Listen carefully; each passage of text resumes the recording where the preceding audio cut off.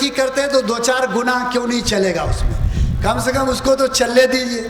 ارے تہجد بھی پڑھتے ہیں، ٹائم بھی لگاتے ہیں، فلاں عبادت کرتے ہیں، صدقہ خیرات کرتے ہیں، تو اس کے ساتھ یہ سب چلنا چاہیے کہ نہیں؟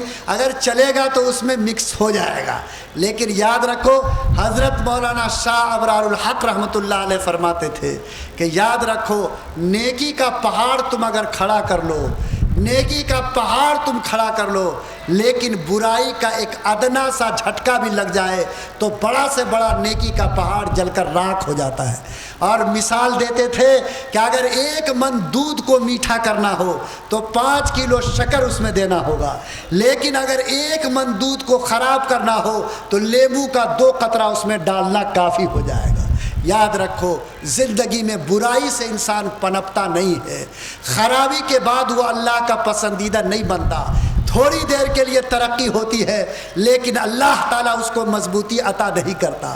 کتنے لوگ ہم سے کہتے ہیں کہ مفتی صاحب فلاں آدمی تو دیکھتے ہیں کہ بالکل گڑبڑ کرتا ہے لیکن پھر بھی دیکھتے ہیں کہ اوپر چڑھ رہا ہے۔ ہم لوگ کہتے ہیں کہ سنیے، آپ کو تجربہ دنیا میں نہیں ہے۔ جب کسی کو میعادی بخار ہو جائے، ٹائیفائڈ، تو ڈاکٹر اس کو کھٹا منع کرتا ہے، لیکن اگر وہ چھپ کر کھٹا کھا لے تو ٹائیفائڈ والا آدمی پھولنا شروع ہو جاتا ہے۔ بولو نا، ہوتا ہے کہ نہیں ہوتا کھٹا کھانے کے بعد؟ تو اگر وہ کھٹا کھانے کے بعد پھولنا شروع ہو جائے اور سمجھے کہ میں موٹا ہو رہا ہوں، تو بولیے وہ بے عقلی کی بات ہے کہ نہیں ہے؟ وہ موٹا نہیں ہو رہا، وہ قبر کے قریب جا رہا ہے۔ اس لیے کبھی مت سمجھنا کہ گناہ میں برکت ہے، کبھی مت سمجھنا کہ گناہ میں ترقی ہے، کبھی مت سمجھنا کہ پاپ کے اندر بڑھوتری ہے۔ پاپ کرنے والا جب گرتا ہے تو یاد رکھو زمین پر پھر کھڑے ہونے کے قابل نہیں رہتا۔ اس لیے میری زندگی نیکی کی بنیاد پر کھڑی ہوگی، پاپ کی بنیاد پر کبھی کھڑی نہیں ہوگی۔ اور ہم تو مثال دے کر کہتے ہیں کہ ابھی آپ کے مسجد میں تھے نورانی میں، تو دیکھا کہ ایک لڑکا جلدی جلدی گیٹ کو بند کر رہا۔ ہم نے اندازہ کیا کہ اے سی چالو کیا ہے اس لیے گیٹ کو بند کر رہا ہے۔ کیا مطلب؟ جب اے سی مشین کسی جگہ چالو ہوتی ہے تو فارمولہ یہ ہے کہ اگر کمرہ کو ٹھنڈا کرنا ہو تو جلدی سے کھڑکی اور دروازے کو بند کر دو، ورنہ کتنے ہی پاور کی اے سی چلاؤ گے، اگر کھڑکی دروازہ کھلا رہے گا تو آپ کا کمرہ اور آپ کا گھر ٹھنڈا نہیں ہو سکتا۔ اللہ کا بھی زمین پر یہی قانون ہے کہ چاہے تم نماز کی اے سی چلاؤ، چاہے روزہ کی اے سی چلاؤ، چاہے زکوٰۃ کی اے سی چلاؤ، چاہے حج کی اے سی چلاؤ، جتنے نیکی کی اے سی چلانی ہے چلا لو، جب تک گناہ کے کھڑکی دروازے کو بند نہیں کرو گے، یاد رکھو نیکی کے ٹھنڈک سے ہماری زندگی ٹھنڈی نہیں ہو سکتی ہے۔ اس لیے اگر نیکی سے زندگی کو ٹھنڈا کرنا ہے تو گناہ کے کھڑکی دروازے کو بند کرنا ہوگا۔ اس لیے کبھی مت سوچنا نیکی کر رہے ہیں تو اس کے ساتھ برائی کا بھی بائی پاس ہونا چاہیے، نہیں، یہ پیشانی مولا کے سامنے جھک گئی تو اس کے مرضی کے مطابق چلے گی۔ یہ قدم جب مسجد میں پڑ گیا تو اس کے مطابق یہ قدم اٹھے گا، یہ ہاتھ جب اللہ کے قرآن پر پڑ گیا تو اس کے مرضی کے مطابق یہ ہاتھ اٹھے گا، اس سے الگ اپنے زندگی کو نہیں نکال سکتے۔ بولو یہ جذبہ اور یہ شعور میری زندگی میں آ جائے تو کیا نیکی کے ساتھ برائی کا دروازہ بند ہوگا کہ نہیں ہوگا؟ ارے بولیے نا، بند ہوگا کہ نہیں ہوگا؟ اس لیے نیکی کے ساتھ برائی سے دور رہنا ہے، نیکی کے ساتھ برائی کے دروازے کو بند رکھنا ہے۔ بلکہ میں کہتا ہوں کہ اگر 100 نیکی نہیں کر سکو اور 5 برائی سے اپنے کو بچا لو تو شاید آپ کی زندگی کے لیے یہ زیادہ بہتر ہوگا۔ اس لیے اللہ تعالی ہم سب کو سمجھ عطا فرمائے کہ برائیوں کے دروازے کو بند کر کے ہم اپنے اسلام کی پہچان کو اچھا بنائیں گے، ہم اپنے قرآن کی عظمت کو بڑھائیں گے، ہم اس ملت کے نام کو بلند کریں گے، ورنہ ایک کا نام جو گناہ کر کے آتا ہے پورے سماج کے لیے وہ انسان بدنامی کا پیغام بنتا۔ اس لیے سماج سے بدنامی کو بچانا ہے، اس سے نکالنا ہے، تو انشاءاللہ ہم نیکی کے پرچارک بنیں گے اور ہر قیمت پر برائی کو سماج سے مٹانے کی کوشش کریں گے انشاءاللہ۔ ہاں، لیکن حال یہ ہے کہ بیوی برائی کرتی ہے تو شوہر محبت میں نظر انداز کرتا، اور اگر بیٹی کرتی ہے تو پیار میں باپ کچھ بولنے کو تیار نہیں، اور اگر جوان بیٹا بولتا تو باپ اس لیے منہ پر تالا لگا لیتا کہ اگر ہم کچھ کہیں گے تو ہمارے گھر کی روٹی بند ہو جائے گی۔ لوگوں یاد رکھو، برائی سے سمجھوتا اور برائی کے ساتھ کوئی ایسا کمپرمائز جو آپ کے ایمان کو اس برائی کے راک میں ڈبا دے، یہ آپ کے ایمان کے لیے قابل قبول نہیں ہے۔ اس لیے اگر ایمان کی سلامتی چاہتے ہیں تو ہمیں ہر قیمت پر برائی سے نفرت کرنی پڑے گی، پاپ سے نفرت کرنی پڑے گی، برائی سے لڑنا پڑے گا، اور برائی کو مٹانے کے لیے اپنے کمر ہمت کو باندھنا پڑے گا۔ باندھیں گے انشاءاللہ؟ ارے دور کیجئے گا برائی کو کہ نہیں کیجئے گا؟ اور اگر برائی پنپے تو انشاءاللہ اس سے نفرت پیدا کیجئے گا کہ نہیں؟ اسی لیے حدیث پاک میں آیا کہ اگر کسی سماج کے اندر 4 آدمی برائی میں ڈوبا ہو اور ایک آدمی مسجد میں مصلی بچھا کر عبادت کرتا ہو اور اللہ کا عذاب اگر اس کے اوپر آئے تو کیا وہ 4 برائی کرنے والے کو ہلاک کرے گا کہ مسجد والے عبادت کرنے والے کو بھی؟ پیغمبر نے فرمایا کہ اگر اس سرزمین پر اللہ کا عذاب آیا تو مسجد میں عبادت کرنے والا بھی عذاب سے نہیں بچے گا۔ پوچھا پیغمبر نے سے کیوں؟ کہا اس لیے کہ اس نے اپنی زندگی کو تو بچایا لیکن اپنے سماج کو اس نے بچانے کی کوشش نہیں کی۔ اس کی ذمہ داری تھی کہ اپنے طاقت اور صلاحیت کے مطابق گناہ کرنے والوں کو گناہ سے روکتا، اور اس فرض کو اس نے پورا نہیں کیا۔ اس لیے اگر اللہ کا عذاب آتا ہے تو اس اللہ کے بندے کو بھی معاف نہیں کیا جائے گا۔ بولو آج اگر اللہ ہم کو سمجھ دے تو کیا ہم اپنی طاقت اور قدرت کے مطابق انشاءاللہ اپنے بیٹے کی زندگی سے، اپنے بیوی کی زندگی سے، اپنے بیٹی کی زندگی سے، اپنے سماج سے، اپنے گھر سے، اپنے صلاحیت کے مطابق گناہ کو مٹانے کی کوشش کریں گے کہ نہیں کریں گے؟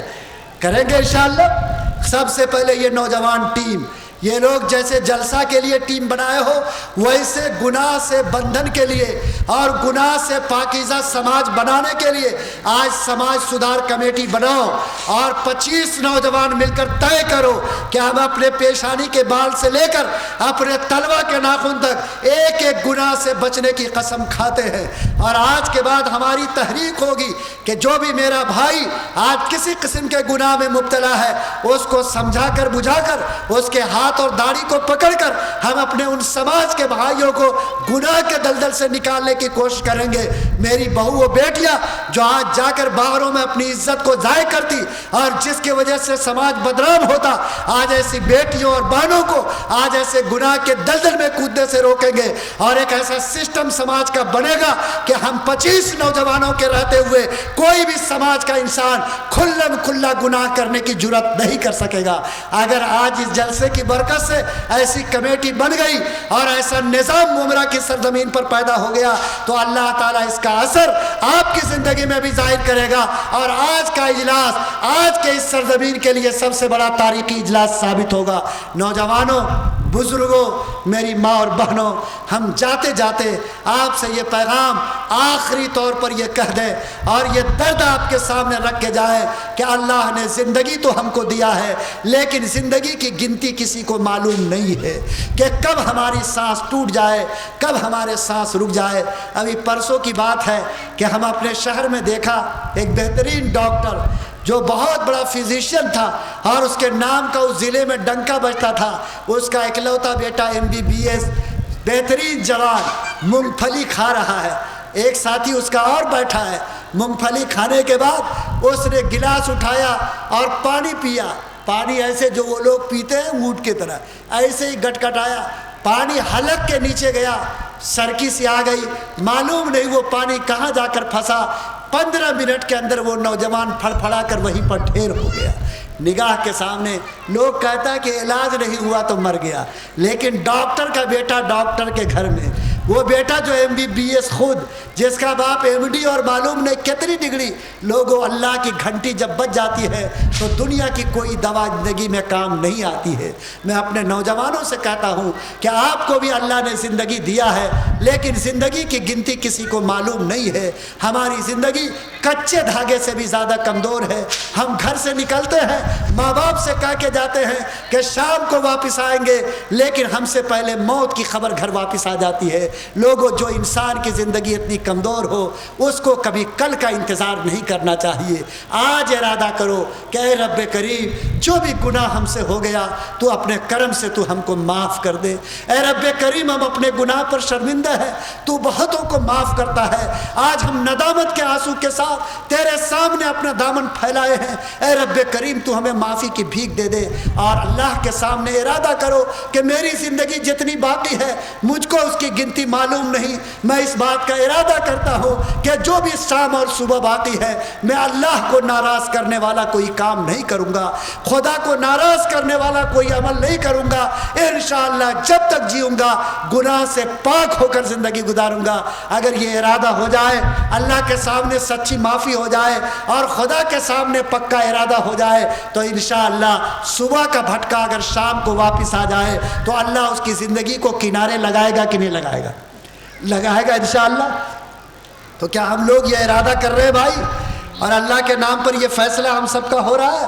ہاں یہ ارادہ کر لیجئے، سچی توبہ کیجئے، بلک جائیے اپنے مالک کے سامنے.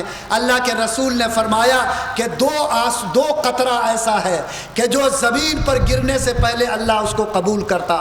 ایک وہ خون کا قطرہ جو کسی شہید کے گردن سے ٹپکتا ہے، اور دوسرا وہ آنسو کا قطرہ جو گناہ کرنے والے کے آنکھ سے ندامت کی بنیاد پر ٹپکتا ہے. تو اللہ زمین پر گرنے سے پہلے اس قطرہ کو قبول کر لیتا ہے. اس لیے اگر ہم تڑپ جائیں گے اپنے گناہوں پر مالک کے سامنے بلک جائیں گے، اس کے سامنے رو جائیں گے تو یقیناً اللہ تعالیٰ کو ترس آئے گا. آج ہمیں معافی کی بھیک ملے گی. اور آئندہ کے لیے اگر ارادہ کر لیں تو جو زندگی ہماری تھوڑی موڑی باقی ہے اور جو زندگی کے دن اور رات باقی ہے انشاءاللہ وہ خدا کی رحمت کا حقدار ہوگا. جب آنکھ بند ہوگی تو اللہ کی رحمت کا پیارا سایہ ہم سب کو نصیب ہوگا. کیا انشاءاللہ ایسا فیصلہ ہم لوگ کرنے کو تیار ہیں نا بھائی؟ ہاں یہ جو نورانی مسجد ہے اس نورانی مسجد میں بھی حاضری ہوگی کہ نہیں ہوگی؟ کہتا ہے 25 سال کے نوجوان سے کہیے کہ چلیے مسجد، تو کہتا ہے کہ مفتی صاحب ابھی تو ہم لوگ پر سرکار بھی پابندی نہیں لگایا اور آپ لوگ ابھی سے ہم لوگوں کو مسجد میں گھسیٹ رہے ہیں. ارے ذرا 50-55 پر جانے دیجئے تو اپنے ہی راستہ پکڑ لیں گے. لیکن نوجوانوں نہیں، جوانی کی عبادت خدا کو پسند ہے اور جوانی میں جو عبادت ہوتی ہے اللہ کو اس پر پیار آتا. اس لیے جو ایمان والے یہاں بیٹھے ہو بولو اس کو مسجد کی عادت لگانی ہے کہ نہیں لگانی؟ اور جانتے ہو یہ مسجد کی عادت کیا ہے؟ یہ مسجد جو ہے ایمان کی بیٹری کے لیے چارجر ہے. چارجر